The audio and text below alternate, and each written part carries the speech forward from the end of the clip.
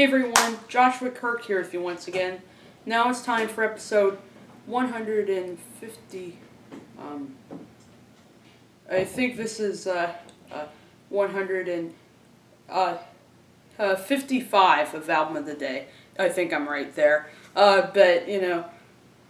Anyway, let's get on to the review, and in which I'm gonna continue with my reviewing of new 2017 releases from Yep Rock as a member of the Honorary Completist Club for Yep Rock Records. I'm going to talk about a Canadian band that have sort of been an icon if you follow kind of the rougher indie side of alternative country and Americana, but you could also definitely put them in the indie rock category as well. But definitely a band that has been long appreciated by by several fans of alternative country and Americana music, and I'm talking about the band known as the Sadies. Been around since like the mid '90s, something like that, and have been Yep Rock signees since like 2002 or something like that. So they're actually quite like veterans of the label, as well as a few others like the -5 and J Them Counting Line, or a few others that have been kind of long-time signees with the label as well. So I'm here to review the Sadies' new album on Yep Rock Records in the US and Dine Alone Records in Canada, in the band's home. Released on February the 10th, I believe. The album is called Northern Passages. And by the way, really awesome album cover, by the way. Really does fit in with kind of the serenity of the music, I think. About 11 songs on this record, very short. It's over 35 minutes or so. There's the credits and more artwork. So, nothing too extravagant about the packaging, but it's good enough. As long as the music's good. Is the disc? So yeah, this is the packaging for Northern Passages, the new album from the Sadies. So the Sadies were a band that I did sort of was aware about because of some of the collaborations that they've made. Most in particular, they've collaborated with Nico Case, on several of her records, pretty much. And, me, I'm a huge Nico Case fan. But it wasn't until, early this year when I finally started to kind of get into their catalog, as well. So, I've, listened to this record, and I also have recently gotten into, one of their older records, to 2004's Favorite Colors, which, I do really like that record. You should check it out sometime. Very short, but very good stuff on there. And also, I do really like this new one, too.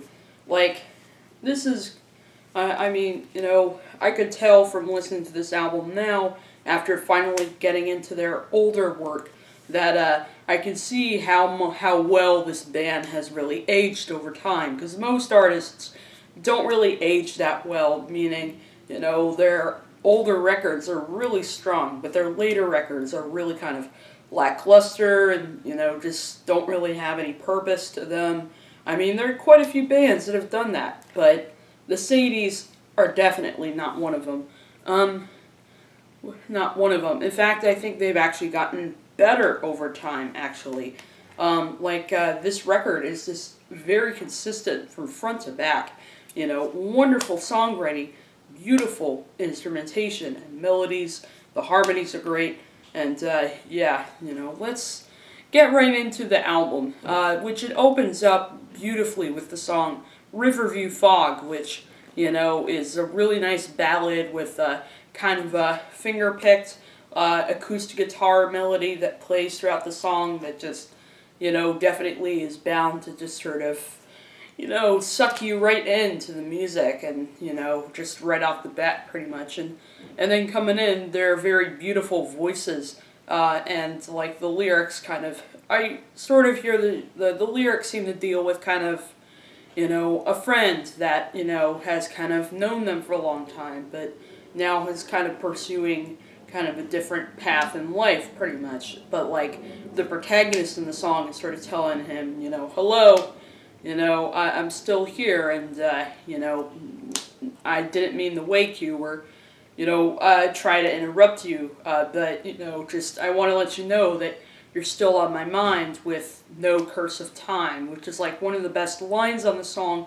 And then Dallas Good also does make references to like listening to their records and stuff like that, and like and say like if you wanted to, I'll come up there and play, but I know that's not what you're at today. So stay calm in your quiet getaway. So yeah, definitely a beautiful way to open up this record. But also like the mix of songs is very diverse too. Like there's the song Another Season Again, which is louder, more kind of like more. This is one of the few songs in the record that like rocks pretty much. Like this song like actually what makes it interesting is that not a lot of the songs like really rock, but this one does. I mean, it actually kind of kicks ass in my opinion, musically, and it sounds kind of boozy and musically, and whatnot, and some amazing guitars and like the guitars and the drums are coming through very loud and clear on this track, which I like. But also has some very an interesting point to the lyrics, like sort of. This person has sort of an unusual view on the seasons and whatnot, saying that, this is someone that, actually, actually says that everything will be fine once the winter comes, and how, he won't burn when the summertime's over and done, and he says stuff like, I won't sleep for a week till the heat pulls away, and I won't cry when the blue skies turn to gray. Kind of an unusual sort of, courageous thing to say about, like, the seasons and whatnot. But, it really does kind of tie in with sort of the themes on the record and whatnot really nicely, I think. And then it does have a really nice solo in the middle.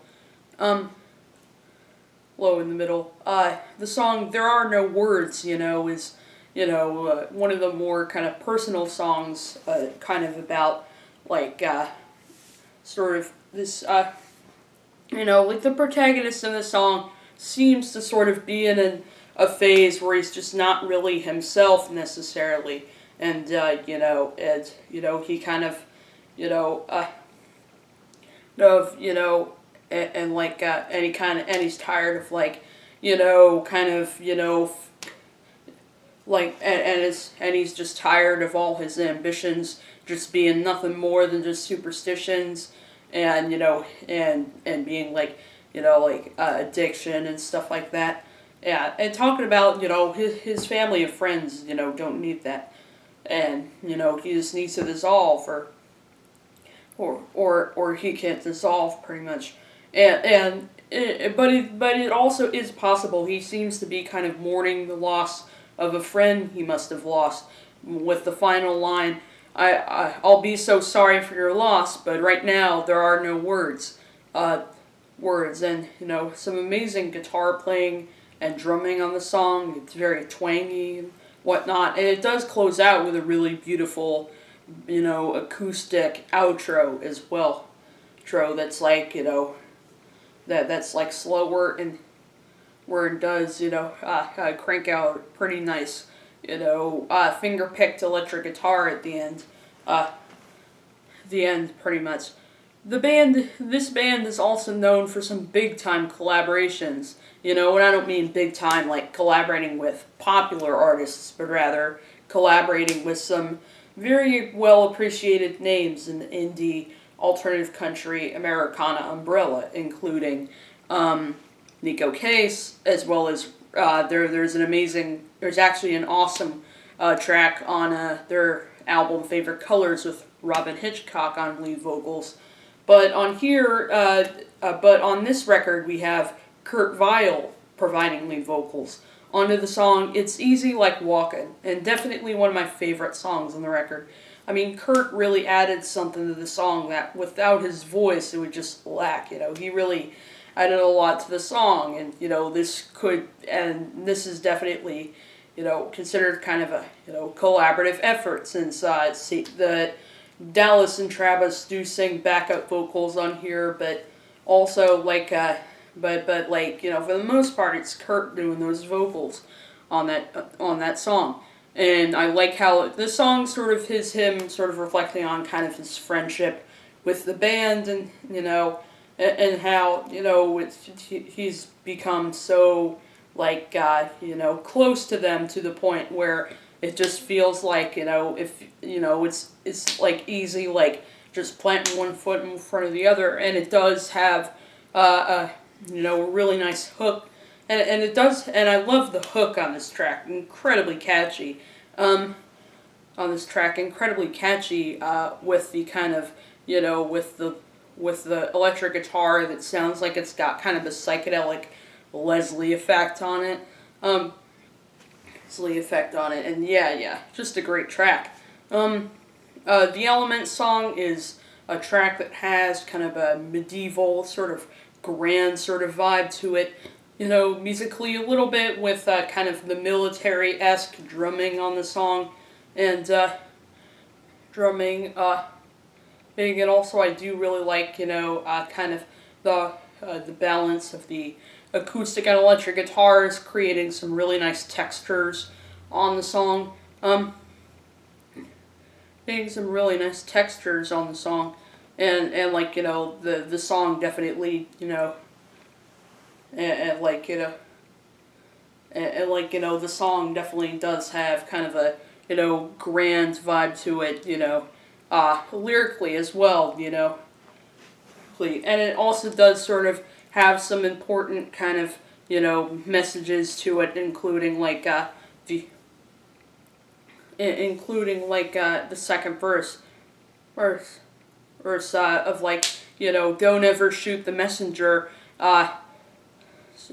listen close and remember all you heard, be careful of your actions, and whatnot, and also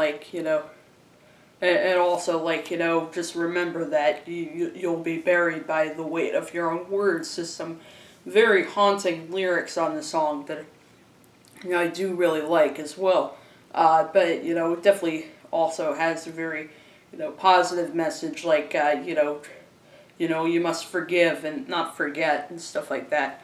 And also the really gorgeous angelic harmonies, in the bridge of the song, I think are really nice as well. It occurs 3 times. It's like a bridge, and then also does appear after a couple of lines about angels singing. And then it closes out with a really nice outro with some electric guitar, with an electric guitar solo, and the finger-picked acoustic solo, which, just both have some incredible chemistry over, the very kind of serene harmonies and the weird kind of guitar feedback textures in the background as well. One of the longer songs on the record, clocking in over 5 minutes, where most of the songs on the record actually clock in at about 2 minutes and 50 seconds, something like that. And stuff like that. But yeah, a great song in here.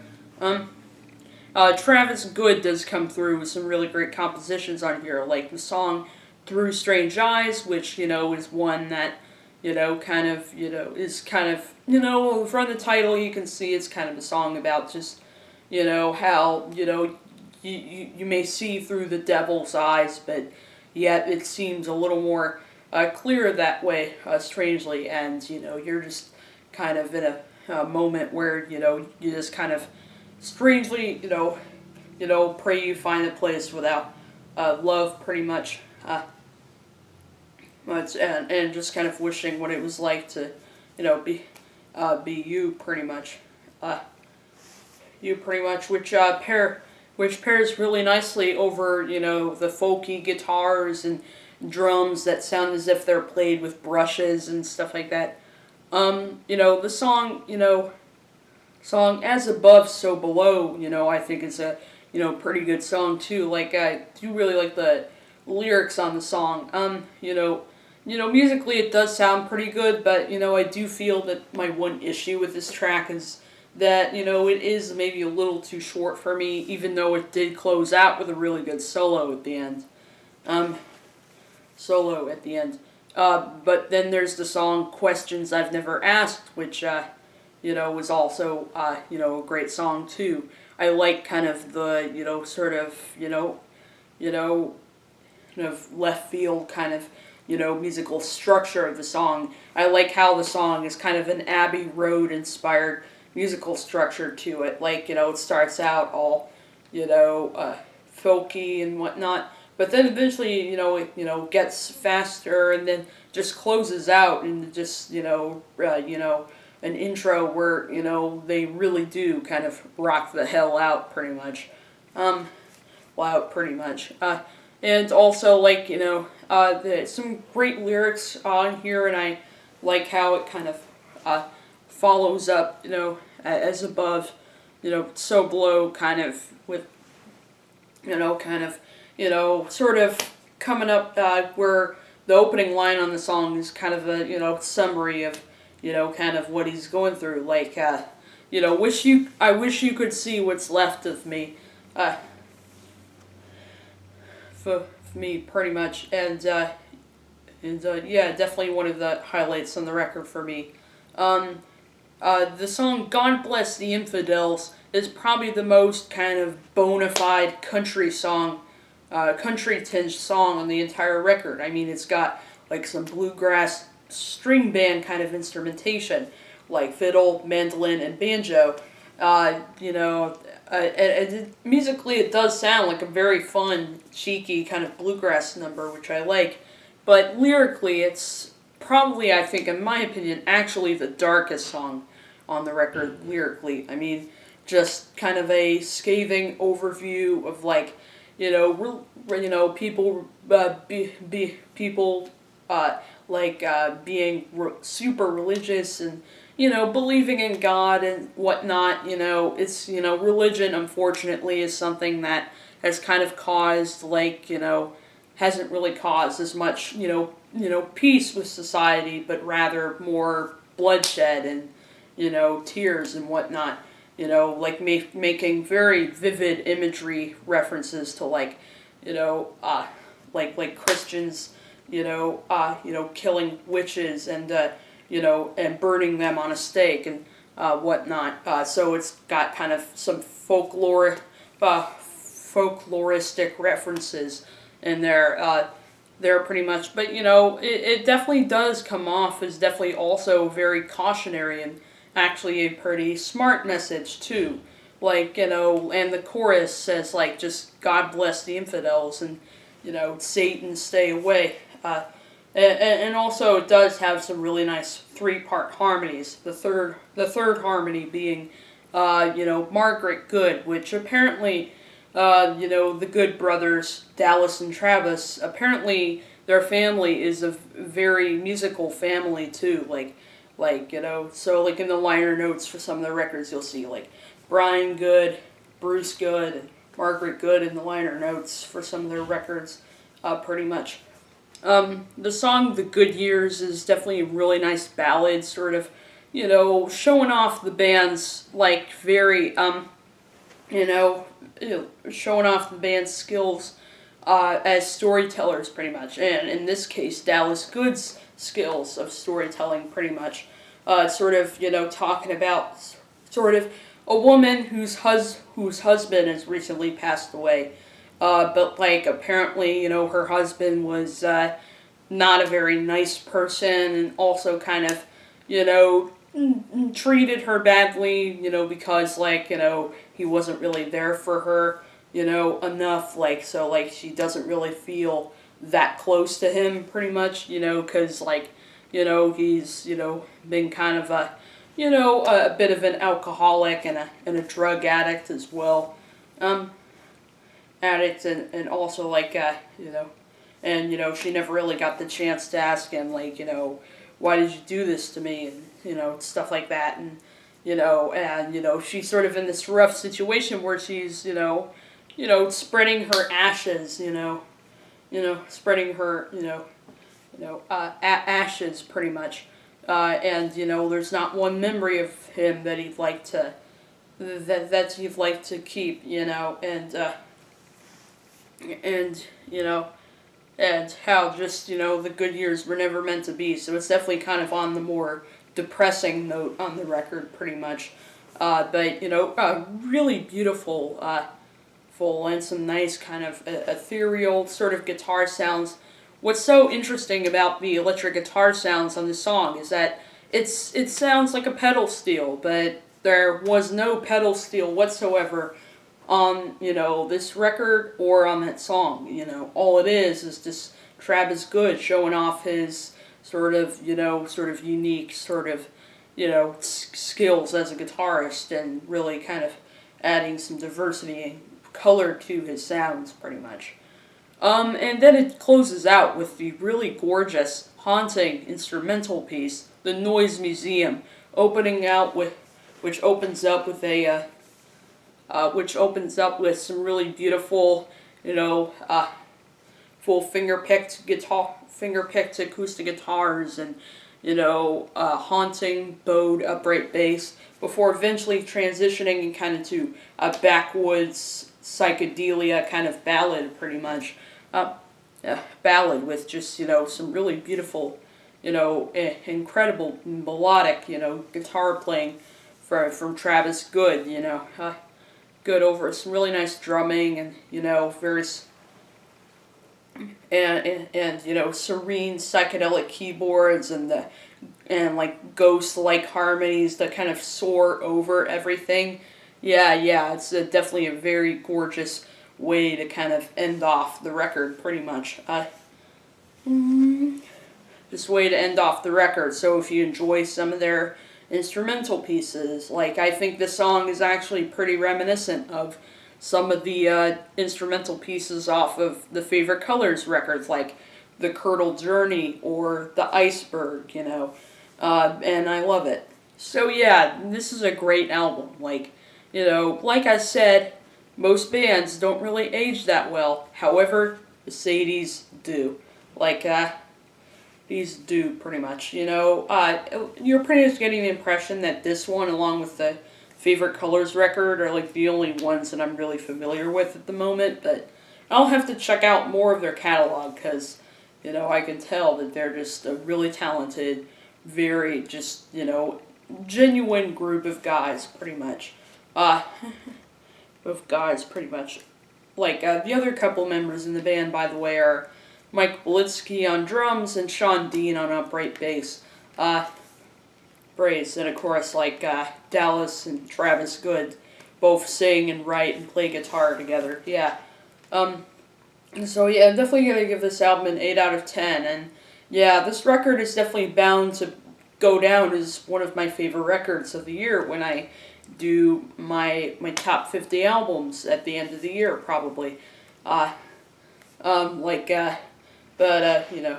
Anyway, not much more I can say, except, if you're into, like, some really good, serene, alternative country and Americana music, well, then this is for you. So that's my review of the new Sadies album, Northern Passages. I'll see you for episode 156.